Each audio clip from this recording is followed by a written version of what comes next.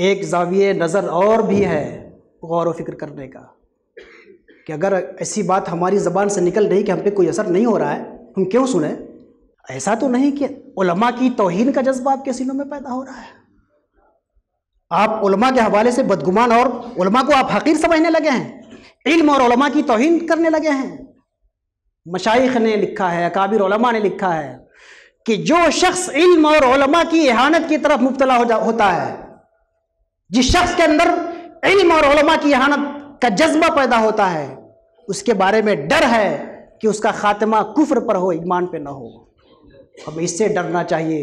علماء، مبلغین اور داعیوں کا احتساب کرتے ہوئے 4 دن خانقاہ میں آئے، 4 دن مسجد میں آئے، 4 رکعتیں پڑھنے کے بعد علماء کا احتساب کرنے بیٹھ گئے۔ علماء کی تذلیل اور توہین کا جذبہ آپ کے اندر جاگ گیا۔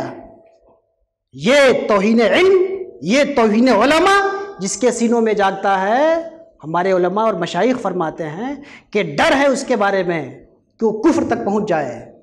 علماء کی توہین جو کفر کہا گیا ہے، اس معنی میں کہ وہ کفر تک کہیں نہ پہنچ جائے۔ علم دین اور علماء دین کا احترام ہونا چاہیے اور ان کی غلطیوں سے درگزر بھی ہونا چاہیے، یہ سمجھ کر کے انسان ہے۔